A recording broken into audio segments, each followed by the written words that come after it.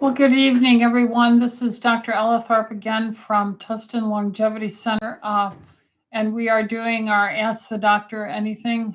This is our weekly 6 o'clock every Tuesday night till 7 o'clock, where we try and open up an avenue for our patients, their family, their friends, to ask medical doctors with a long experience of integrative functional medicine, and that is to try and help build up your confidence in some of the more natural ways of trying to maintain your health and stay healthy.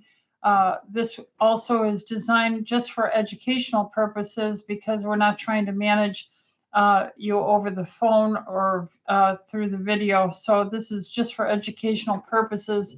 So if you're a patient here and you're asking a question, please call the office and or text your question to your doctor, or make your appointment with us so we can address your needs specifically.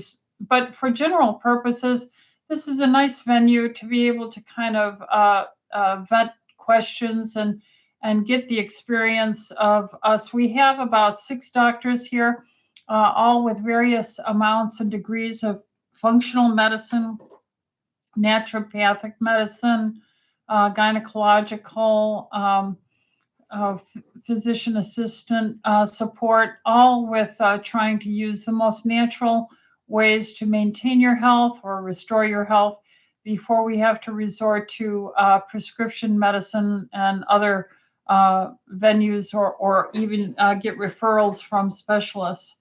Because the body is pretty hardy and is designed to heal. Written in your own DNA is the healing phenomena.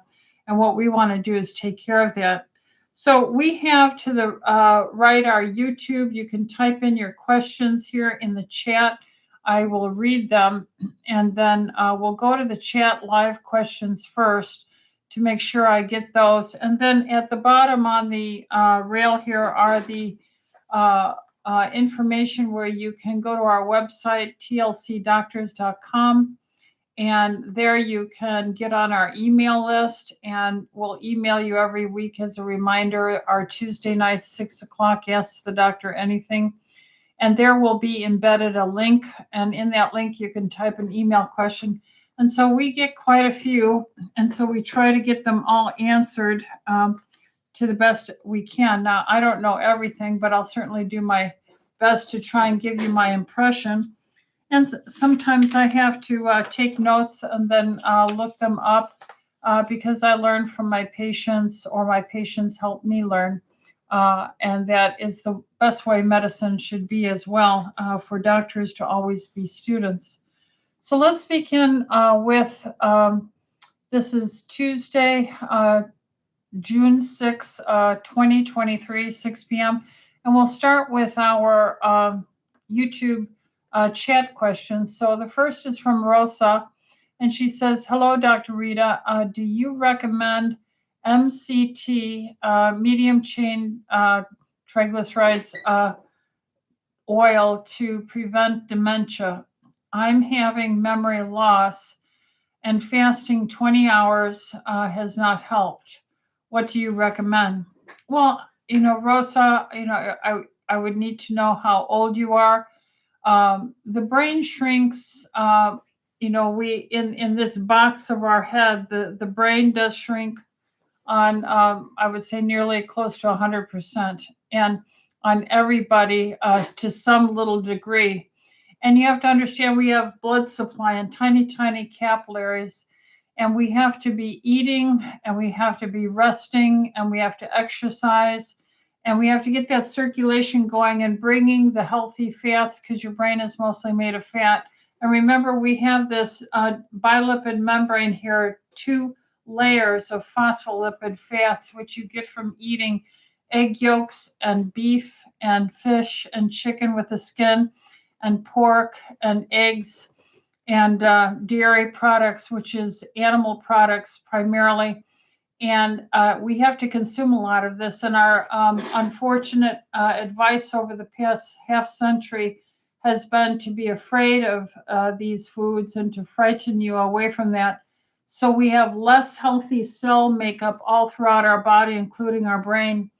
In addition to that, the foolishness of the centralized medical and authorities have been telling us to go to a more plant-based diet. So you'll remember in 1980 when they put out the cholesterol heart disease hypothesis, they made the pyramid for the food, and the bottom was made of, many, many servings of grains, carbohydrates, and starches. Well, that just correlates nicely. I know correlation does not generate causation, but when you have 50 years of it and you see it immediately improve when you reduce that, you certainly, as a clinician, and I'm a clinical doctor as well as a published physician, you'll find that if you remove that grain, high carbohydrate, starch, and sugar phenomena, you see improvements. So we have to incorporate the right things, the right building blocks to heal. Remember, all nerves have a sheathing, myelin sheath, and that has a lot of phospholipids in it and various kinds of lipids in it. And you have to eat this fat, and that is not fish oil. It is not fish oil. And then finally, it's not fish oil. The essential fats are largely found in the animal-based kingdom. Linoleic, alpha-linolenic acid are some of the integral to only essential fatty acids. We can make all the EPA, DHA we need out of those essential fats.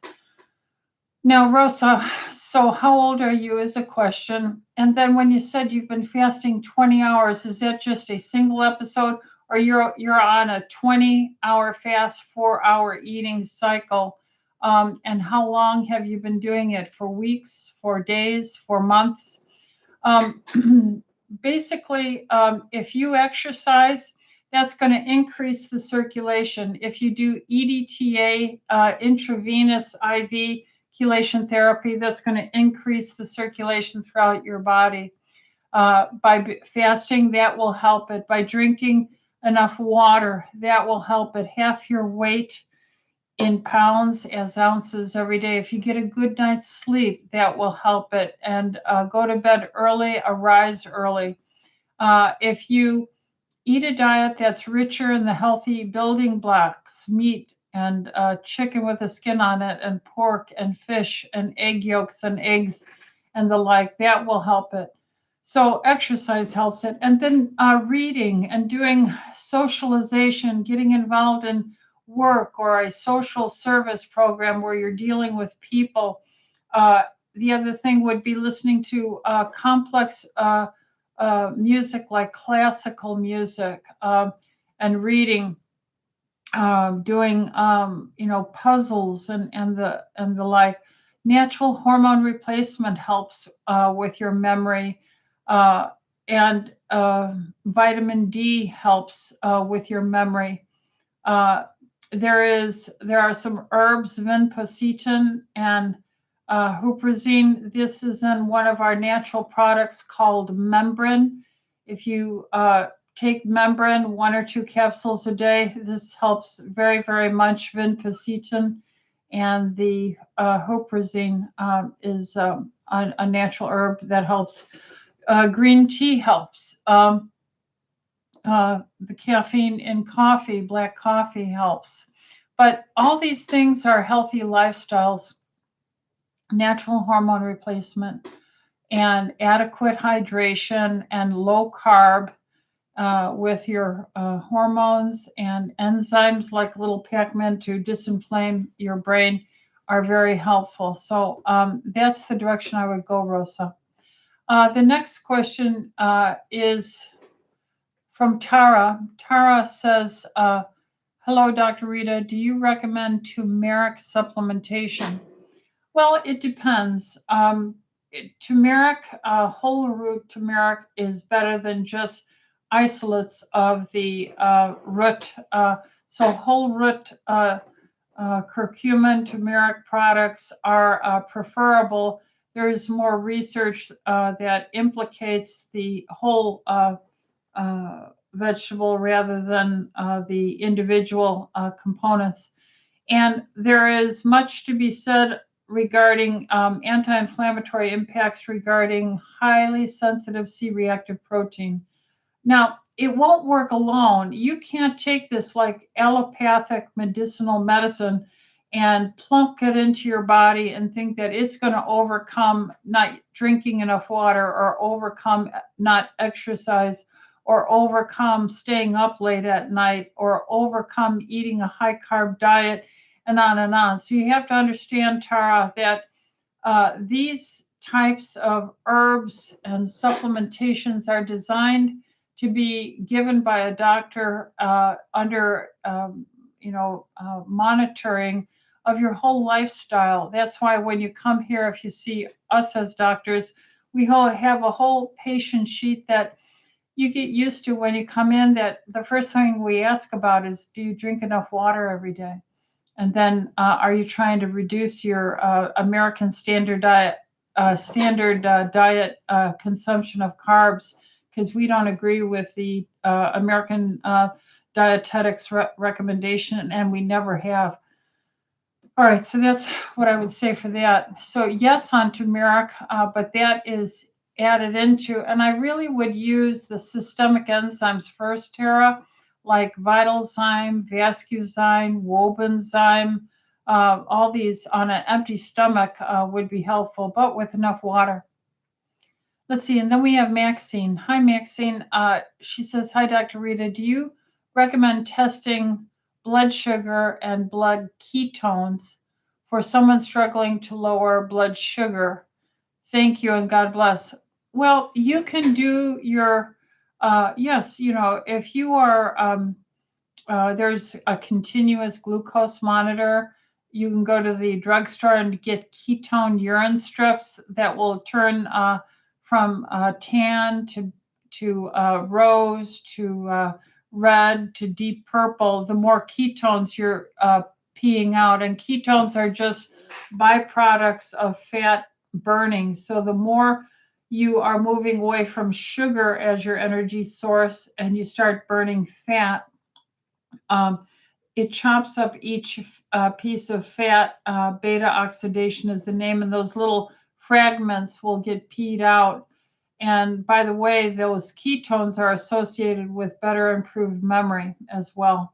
So I would definitely get the keto strips at the drugstore, and I would definitely have your doctor check your fasting blood sugar, once every 3 months, something like that, and that should be helpful.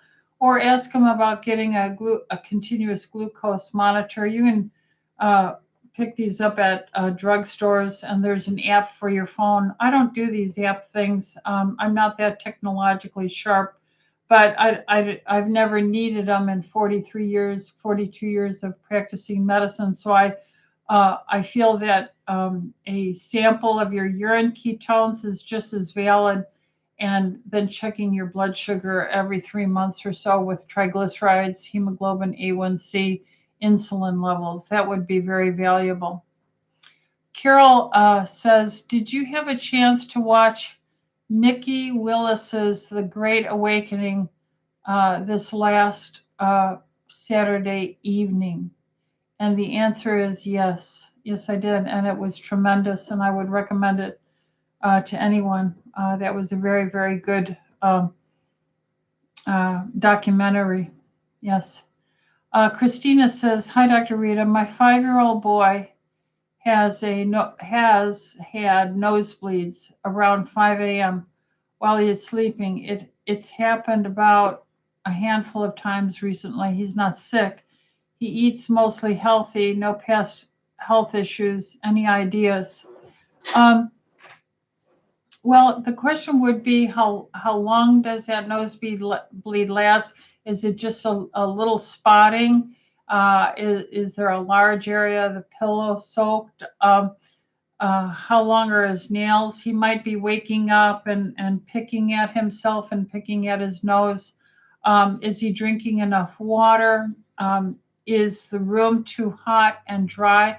Because when the air in the room is too hot and dry, then the skin will dry out as well and be more fragile. You have to remember the skin lining your nasal passages are so close to the capillaries, because the job of breathing in the air, especially if it's cold air, is to immediately warm that cold air before it hits the lungs, or try and do its best job.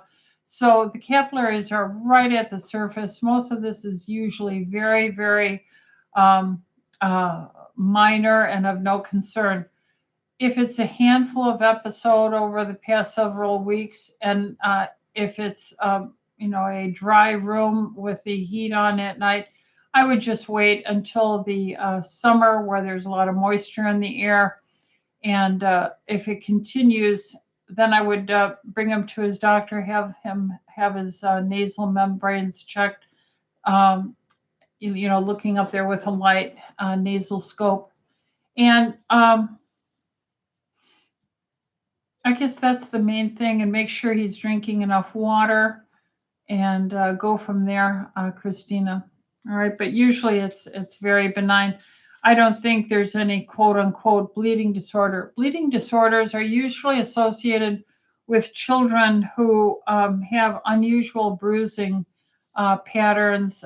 Typical bruises should be on the extremities, on the extensor surfaces, which would be the outsides where you bump into people, not on the inside parts where you're never going to bump into anyone there, unless someone grabs you under the arm of the child, and sometimes you'll see fingerprints there to catch them from running into the street or something. And those are not abuse. Those are usually just from someone trying to save a child from going off an edge or running into the street. But bruising on the insides of the thighs, on the tummy, these would be unusual spots. If you were to see that, then you should see your pediatrician and have that looked at. Bleeding gums would be another thing where it would imply that there's some clotting disorder. So if there's none of that, and it's just the nose, and it's just little spot traces like that, it's usually just the very thin mucous membrane, the dry room, not drinking enough water, and so forth. All right, so that's our questions there on chat for the moment. Let's go to some of our email questions. I have 3 pages here. Lisa starts by asking, would you please discuss PEMF therapy? What is it? How can it help? What can it help? What's your opinion of it? And is it available at TLC? Also, can you please explain neuropathy, what it is, and how it's treated if diagnosed? Is it something that can be cured or stopped in its place? You're so appreciated, Dr. Ellithorpe. Thank you, Lisa says. Well, PEMS is pulsed electromagnetic frequency. And this is where we have a large tube, you might say, or a small tube, and it has in it a copper cord in it, and we send electricity or electrons through it. And when that does, and let's say it's a hoop, and you put your arm through the hoop like this, and we send that electricity, it will have a magnetic field around it, and that will impact the muscles in your arm. So if I put the hoop on and turned it on in a pulse, that'll contract my hand. Okay, that'll contract my hand with the pulse that's going through it. And it'll do it anywhere. It can do it to your shoulder if you put the hoop on your shoulder. If you put the hoop, in your low back, it'll make your low back contract. If you put it over your knee, it'll make your knee contract. So we can get muscle contraction through the electromagnetic field through pulsing a current in a safe plastic or plasticized tubing. Now, how would this help? Well, for instance, if you were bedridden, you would need help with trying to contract your muscles, and that'll help keep your blood flow moving and the valves in your veins pushing the blood forward so it doesn't pool and you won't get blood clots. It helps with oxygenation, moving tissue through blood through the muscles. And it helps with maintaining muscle integrity and memory, because to do that, there's also an implied connection with the spinal cord, that if it's stimulated, the electrochemistry of the muscle does send back, we feel, both afferent and efferent sensors that are saying it's being used, it's being used. So that's why you'll have people who are paralyzed and stuff, they will use nerve stimulators in the muscle to just keep hoping that the memory and these connections to the spinal cord, the efferent and afferents, might be reconnected through usage and muscle memory, so to say. So many times, and then we can control the amount of frequency, so it's dialed up, it's dialed down, and it isn't a big pulse. You can keep it very, very mild, or you can build it up over time, like an exercise. So pulsed electromagnetic frequency helps with musculoskeletal and nervous feedback and connection with the spine, and that way the central nervous system. And yes, it can help. And what is my opinion of it? I think it has been shown to be valuable. I've had, and we do have it here at Tustin Longevity Center, and you can call and find out about it. And we would have to schedule you in and talk to you about it. Who do we give it to? Most everyone. There's very few cases. The only thing is, if you have a pacemaker, we don't want to use it around anywhere near if you had a pacemaker.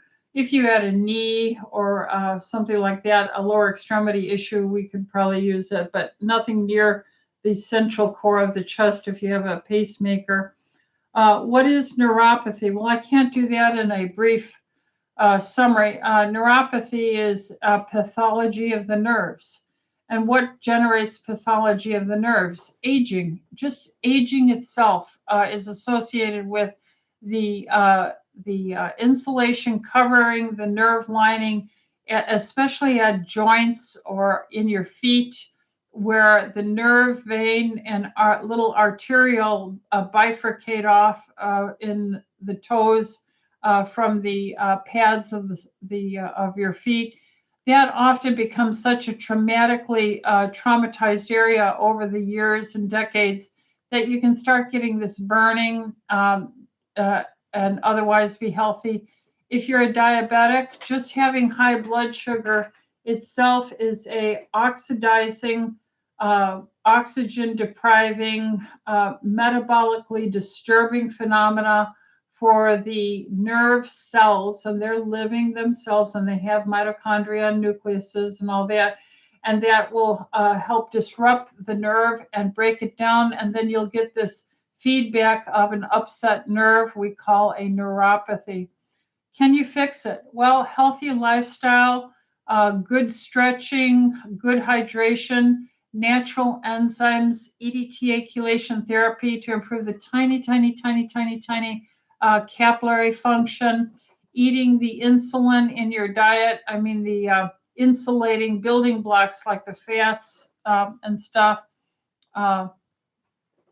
like the phospholipids that help make up the lining here of every cell, not just nerve cells. So it's a process, but it does work, reducing oxidative stress through reducing inflammation with a low carb diet, good hydration, stretching, enzymes, chelation therapy, taking the healthy fats in, natural hormone replacement therapy.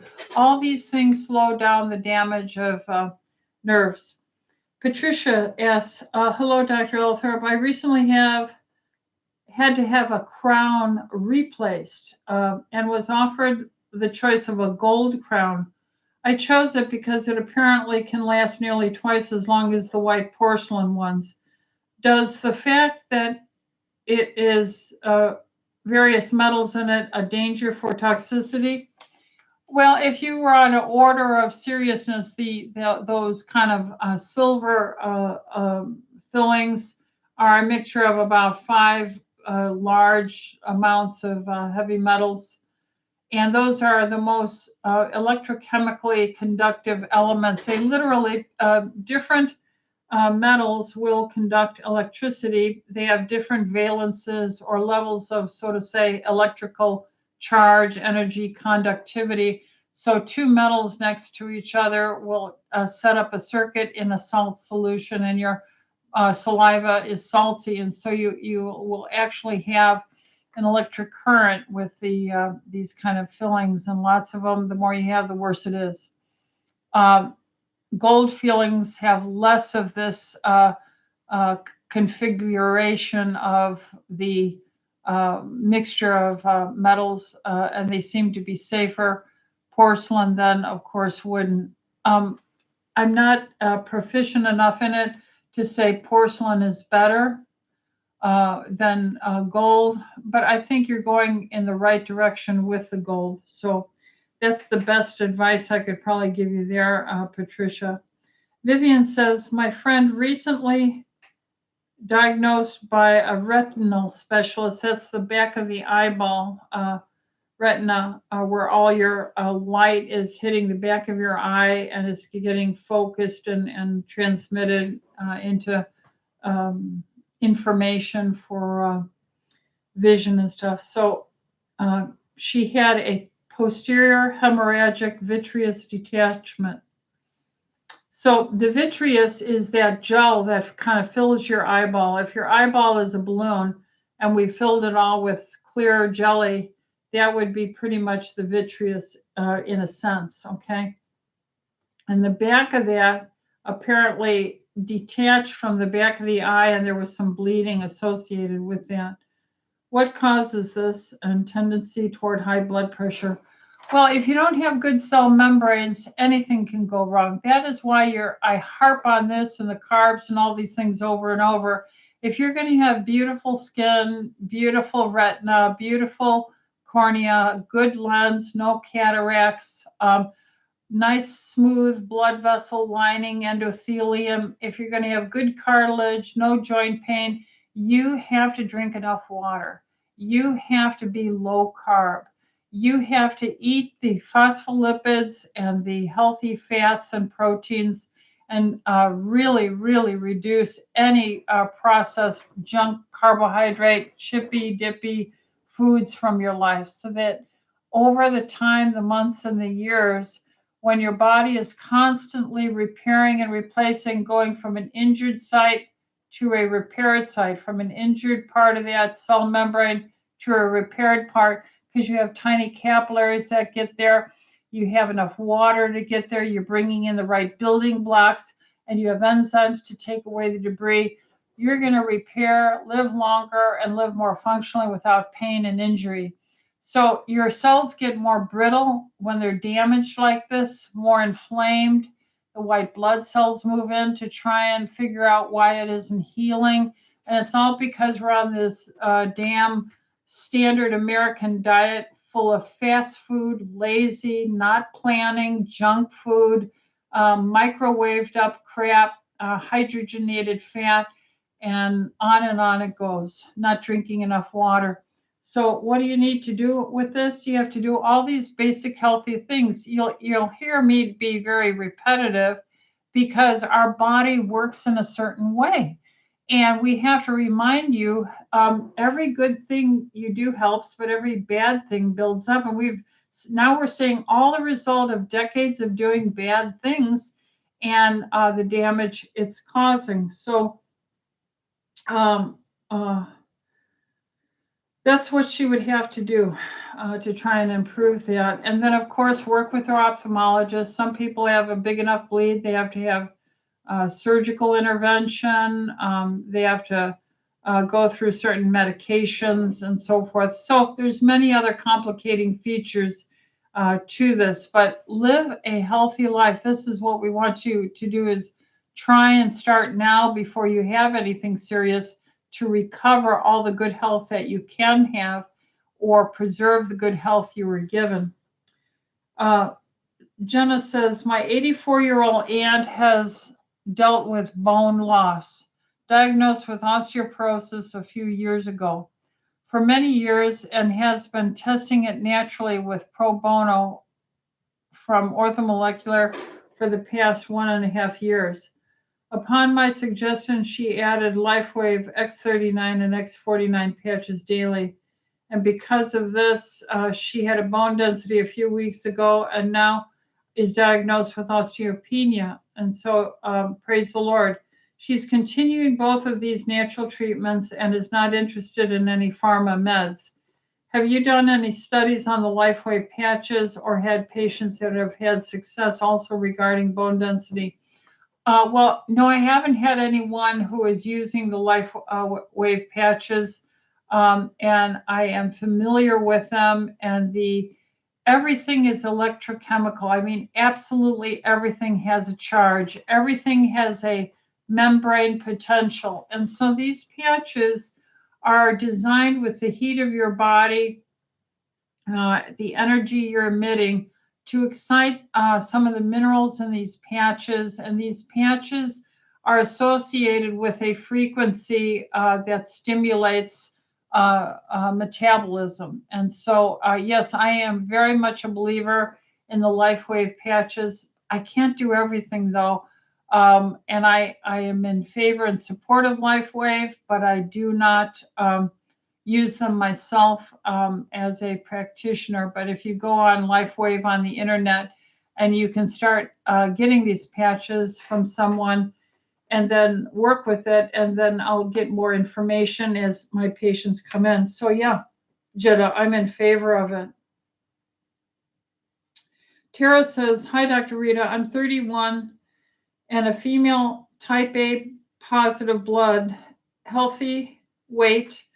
Only health issues I have are gadolinium and a few minor concussions, and I'm a cigarette smoker, 1 pack every 24 hours. I've been having severe shooting pain only in one temple, and then it goes away and comes back at random. I've been taking 200 milligrams of fish oil and turmeric. Does this sound like a stroke risk? Does EDTA and at what dose help the risk of stroke? Well, Tara, I would strongly encourage you to try and get away from those cigarettes, because the fire of lighting it and the tar and the chemicals in the burnt materials and the metals, the cadmium, are very toxic. If you could switch to a very, there's a thing called vaping that just takes water and puts some of the nicotine that you're kind of dependent on, and switch to get away from all those tars and the burning and the toxic metals. That would be a step, and that would be the most important thing. Drinking enough water would be important. Getting a good multivitamin methyl B complex in, so you get pyridoxine and vitamin D to help you to make enough acetylcholine. Acetylcholine helps calm down those addiction and nicotinic type receptors in the human body. There is medicinal CBD gummies and oils that you might take. A low carb diet, taking systemic enzymes like wobenzym, vitalzyme, vascuzyme, systemic enzymes. Avoiding processed foods of all kinds, especially the wheat and the homogenized and pasteurized dairy. Becoming a carnivore, try that for a month or two. Just be a pure meat, fish, chicken, pork eating, fish eating, egg eating person, and that should help. But if those sharp pains continue, you should see a physician and have that evaluated. But I think you would see, if you moved away from the smoking, that is probably one of the most triggering inflammatory things that you could be doing to yourself. And I understand that because I used to smoke, I'm almost 70 now, and everyone smoked. Remember the Surgeon General, there were commercials on the TV set when we only had three channels, and the Surgeon General had commercials that Camel is the Unfiltered, without a filter, was the cigarette of choice of the Surgeon General, and that was recommended to reduce stress. So you have to understand, we are injured by centralized authority figures when it's incompletely, and we're all human, we're all fallen short of the glory of God. So the more we decentralize, the more we have local control of our education, local church and school and everything, and get away from centralized authorities. This is absolutely keep government to the minimum. And that way, with hundreds of thousands of people doing work and studying, you get the greatest plethora of variety and consensus and so forth. So, Tara, hopefully that helps you. I'm done with page 1 here. And then I'm going to go back to my chat questions. Let's see, I finished with Christina and her 5-year-old boy. Dolores said, "Hi, Dr. Rita. I moved to Tennessee and understand it gets very humid 2 months in the summer and very hot. And it looks like we jumped down." She went on to say, "You will feel like you can't breathe," is what I was told. I believe drinking plenty of water will help. What do you recommend? God bless. Dolores, yes, it can become so hot, which is amplified by the moisture and humidity being so dense. And this is, does make you feel oppressed. So fans are probably the best thing, and the cooling in the evening, drinking plenty of water, taking systemic enzyme, finding a local doctor in Tennessee who can do chelation therapy. I don't know if they allow it there in that state. Hopefully they do. But enzymes, water, a low carb diet, stay in shape, exercise, walking. And that's what I would certainly recommend, Dolores. Stay away from the carbohydrates that make your blood sticky, gooey. And then Roberta said, "Hello, Dr. Ellithorpe. I just got a vertigo a week ago." And that's the sense where there's spinning in the room and you feel imbalanced and nauseated, and you can't, everything seems to be unstable. You can't focus your eyes on anything. So that's vertigo. I'm still having dizzy issues. What could I do other than laying the head back and turning from side to side? I took meclizine. Meclizine is a type of strong antihistamine, although it didn't help. Well, again, the loops of Helene, there's 3 planes. There's the flat plane, then there's the diagonal, and then there's the vertical plane, so that your body knows when your head is moving to the right, and the fluid in these tubes starts moving and sending signals back to the brain for proprioception as to the angle your head is. And then if you right your head, then the fluid starts sending information back that you've changed back into the upright vertical position. Then forward, backward, and so forth with the planar loops of Helene.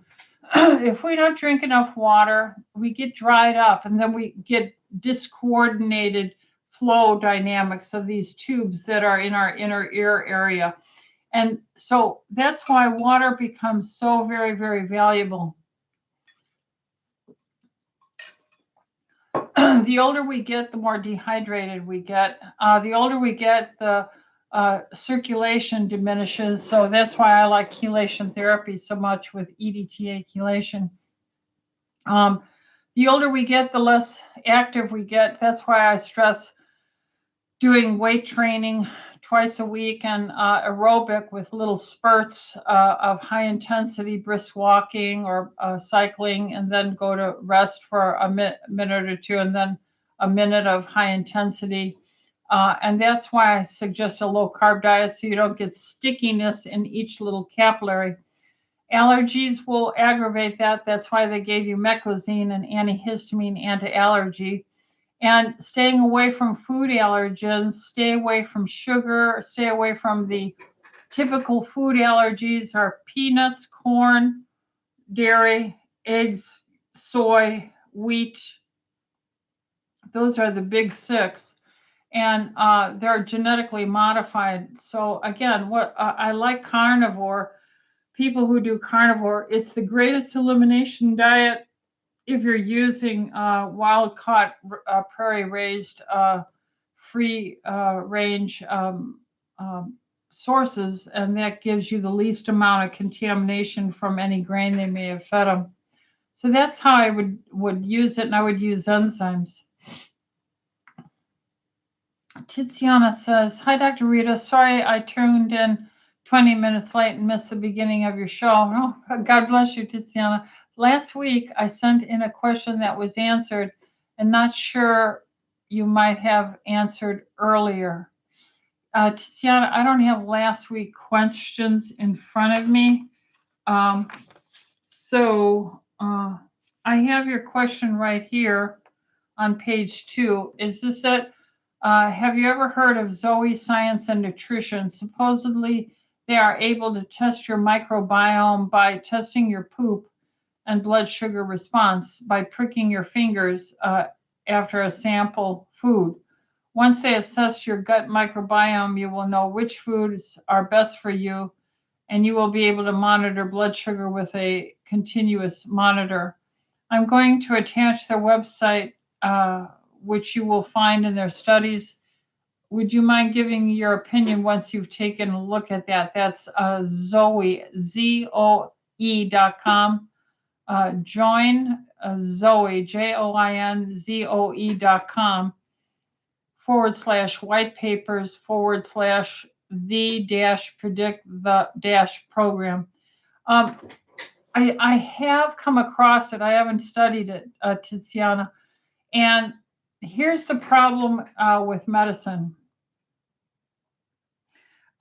We need good research, we need good clinicians, and we need good PhD doctors doing the science, pure science. So there's doctorates with PhDs who look at a sphere of body of knowledge. And then there are clinician medical doctors like us. Some of us do science, but most of us are clinicians just every day seeing patients.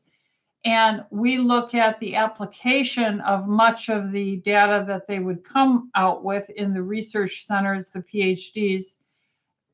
But unfortunately, the less you love God, the less you really see people as precious creations of God Almighty, the more you just become involved in money and position and your personal state in life. Therefore, coming up with any gimmick that will make you more money in your current situation, and we start seeing all kinds of cheap alternative medicine nutrients being sold as if that nutrient is the answer in and of itself, and it really never is. Then you'll see lab testing for now the rage is the gut biome and the flora in your gut and your probiotics and your prebiotics and your fiber and your digestion products and inflammation markers in your stool and your food sensitivities, food allergens, leaky gut. So there's a plethora of everyone started to build up, hey, if we do this lab test and we market it smartly and wisely, and people order this, yeah, they'll get some information. But is it high quality? Is it reproducible? Because my patients have only so much money. My patients have only so much time. And some of my patients are very ill, and I can't waste their time or their money on tests. So they're coming to me for my experience. They're coming to me to get the best answer out of the most juiced out of the squeezed fruit, so to say. And I don't know the Zoe enough, Tiziana. I just don't know them enough. And I would have to look more at them. And even if I look at them, again, that's just them with their white paper. I see there is a white paper, and good for them that they have a white paper.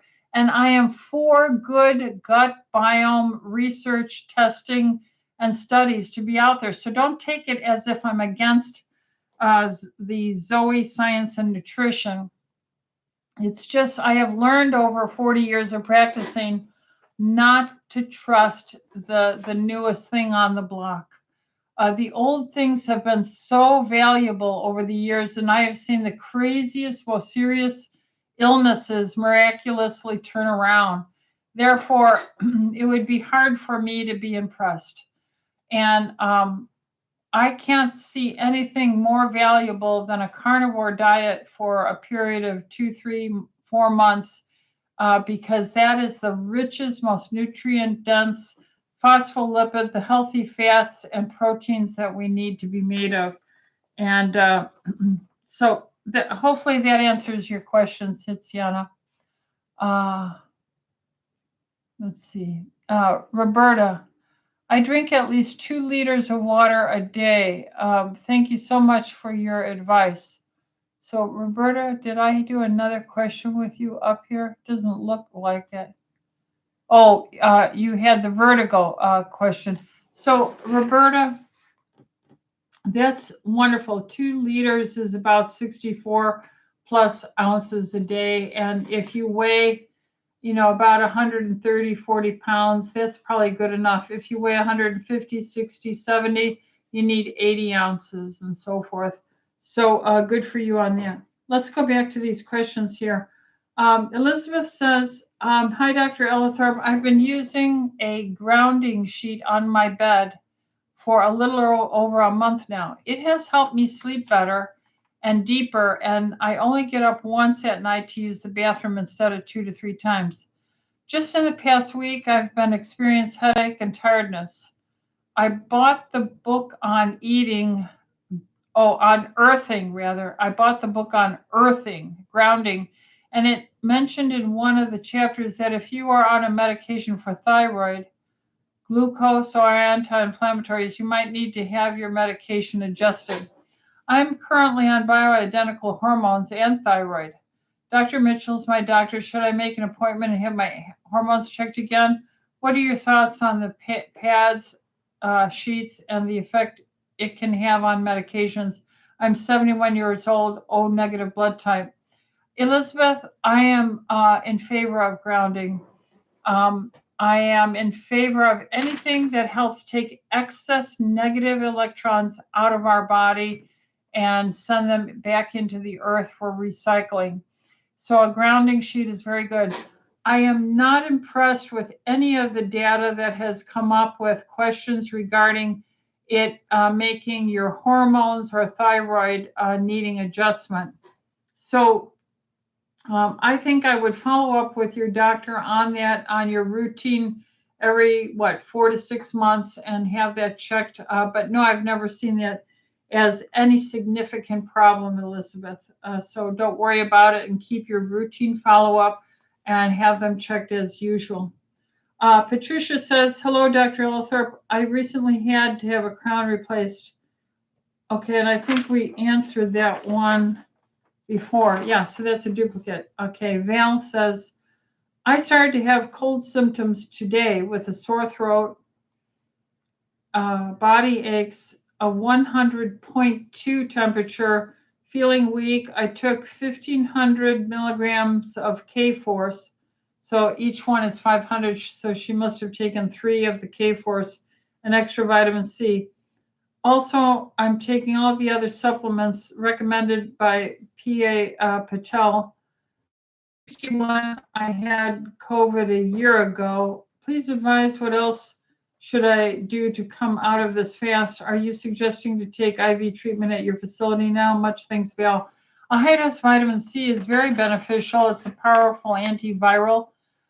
You could call the office and your doctor and try and get some ivermectin. You could go on quercetin. That's our seasonal allergy, quercetin. You would want 600 milligrams a day. The other name by orthomolecular is called DHIST. DHIST has 200 milligrams in each capsule. I take 3 or 4 every day of my life for my chronic allergies, but it also works as an antiviral. Zinc, another thing make sure you're getting in, anywhere from 6 to 25 milligrams of zinc a day, and see how well you do.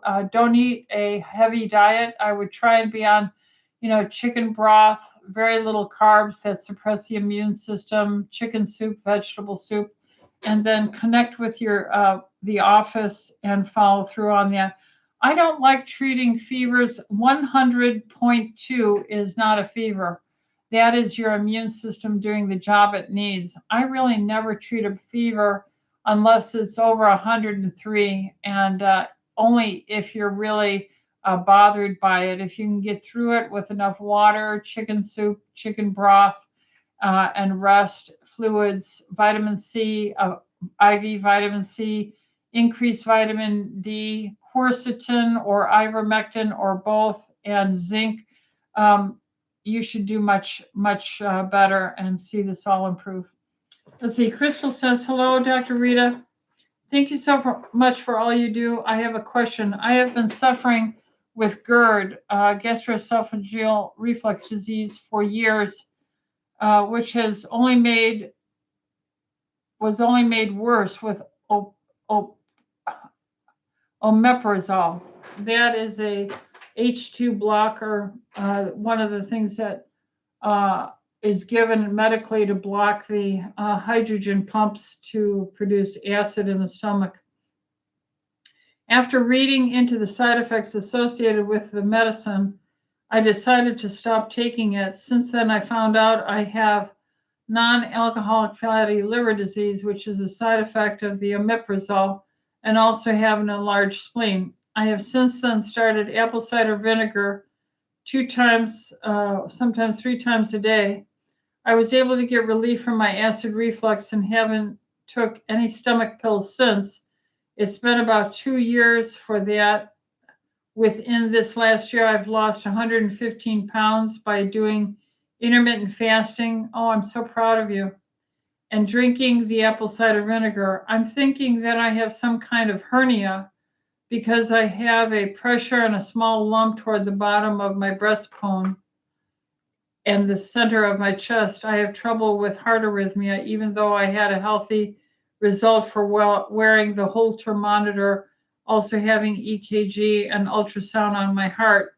I researched and seen that different hernias can actually cause heart arrhythmias, tachycardia. I didn't know if you could take the time to maybe go into this about hernias. Is surgery my only option, or can I heal this naturally? Thanks and God bless. Crystal, I'm so proud of you for your weight loss. And very often a hiatal hernia is where part of the stomach bulges through the diaphragm into the chest cavity. And this often happens and develops during pregnancy when we're carrying the big babies in the later part of our term. We eat, it puts stress on us, and the stomach kind of pokes itself through that weak spot in the diaphragm where your esophagus comes through to meet the body of the stomach, and the sphincter is just not tight enough, and it dilates open, and then part of the stomach can kind of bulge out. That's called a hiatal hernia. That can cause palpitations, discomfort, feelings of pressure. And really, I have never in all the years I've seen, I'm not saying it can't be helped, but surgery on hiatal hernias, in my experience as a general practitioner, I've never seen it solve the problem. So by getting to your optimal weight, stop eating at 4:35, and using digestive enzymes to help move that food through. So I'll walk after eating. Follow up with your cardiologist, of course, to make sure that chest pressure feeling, those palpitations are in fact not serious cardiac issues. It sounds like you are seeing a cardiologist, so that's very important and good. But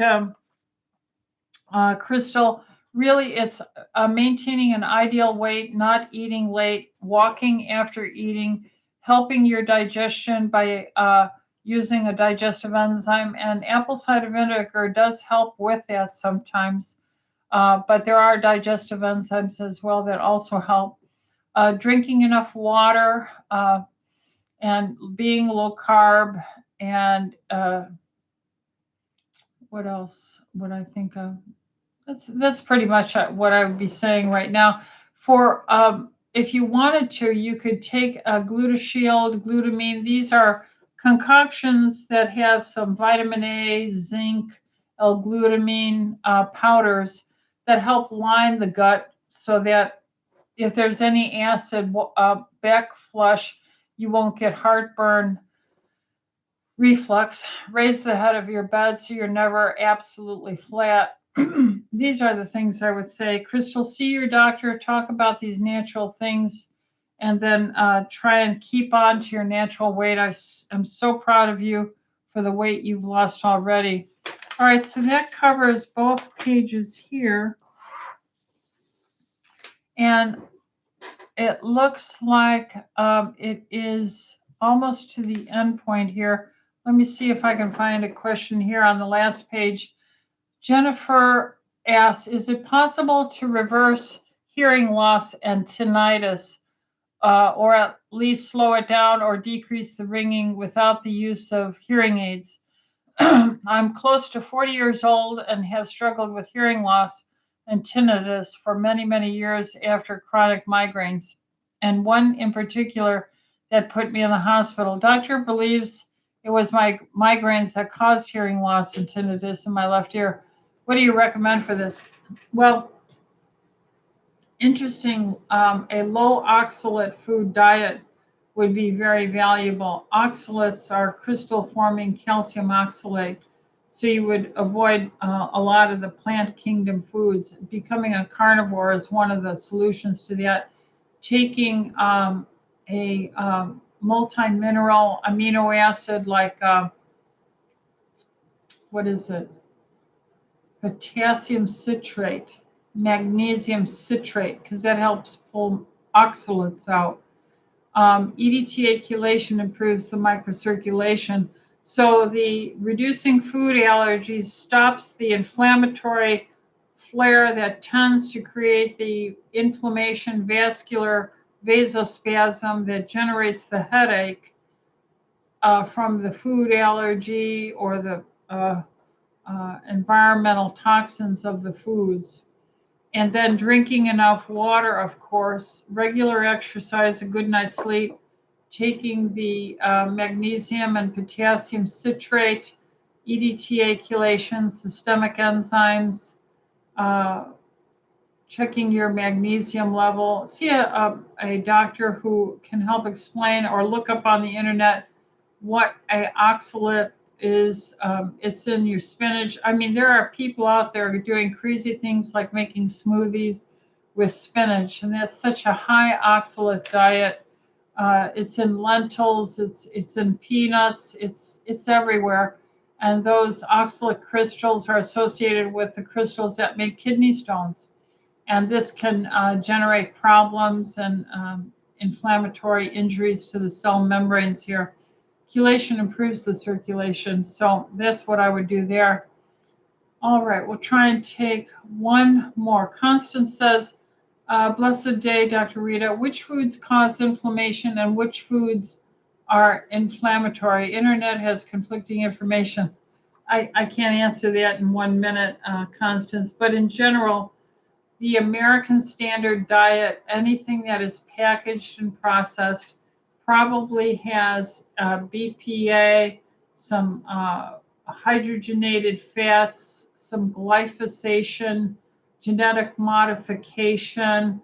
Then you have just food allergens that can pass through because you've irritated the lining of your stomach. So any food that you eat could actually leak through, or fragments of it, maldigestion. So it isn't like there is a food or a oxalate-rich food or a gluten food. It can be, once you have a rash, you protect it so the dirt doesn't get to it. But no one thinks about the rash on the lining of their gut from abusing it with all this corrupted American Standard Diet. So anything can do it. That's why it's such a complex problem. That's why doctors don't want to do this kind of medicine. They don't want to help work through and encourage the patient to understand why, if they're having really a lot of chronic problems, moving to a carnivore diet is so remarkably healing for the vast, vast majority of people, because it gets all that packaged processed foods out of their lives. If they do this at least 3 months, many times they stay as a carnivore and they just go off for brief times in their life because they've seen the food system so corrupted. And of course, any food like that breaks the lining, the cell membrane, or gets between cells, the cell junctions, will create an inflammatory response. So I'm going to have to end it there, and then we will say, we'll try and pick up the rest of these on our next Tuesday at 6 o'clock, and we'll go from there. The Lord bless and keep you all, and may we treat one another with the respect that is due all humanity, and take good care of yourselves. All right? Take care. Good night.